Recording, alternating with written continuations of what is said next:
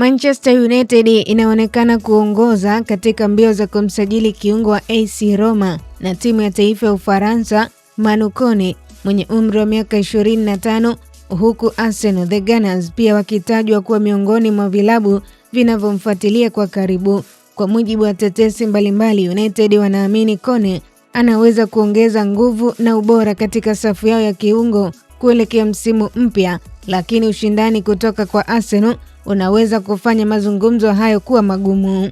Mabingwa Arsenal the Gunners wamefufua tena mpango wa kumsajili winga Athletic Club Nico Williams mwenye umri wa miaka 23. Nyota huyo wa Hispania anaendelea kuvutia vilabu vikubwa barani Ulaya baada ya kiwango chake bora, huku ikidaiwa kuwa ana kipengele cha kuruhusiwa kuondoka klabuni hapo kinachofikia pauni milioni 77. Arsenal wanaamini kasi, ubunifu na uwezo wake wa kushambulia vinaweza kuimarisha kikosi cha Mikel Arteta, ingawa anapaswa kutoa dau kubwa ili kukamilisha usajili huo.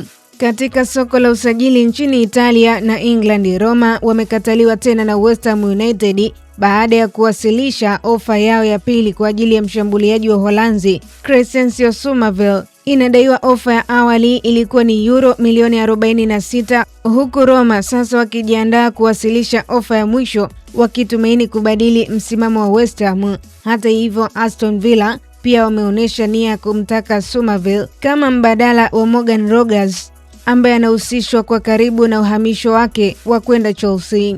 Kwa upande mwingine, Barcelona wanatarajiwa kufanya mazungumzo na mshambuliaji Ferran Torres ili kufahamu mustakabali wake ndani ya klabu hiyo. Torres amebakisha mwaka mmoja pekee kwenye mkataba wake, huku Paris Saint-Germain ikitajwa kuwa miongoni mwa vilabu vinavyovutiwa na huduma zake. Uamuzi wa mchezaji huyo unaweza kuwa muhimu katika mipango ya Barcelona. Kwa update zaidi za kimichezo na burudani kimataifa, endelea kutufuatilia kwenye mitandao ya kijamii Instagram, Facebook, X, tufollow kama Kasako Media. Jina langu naitwa Official Diaga.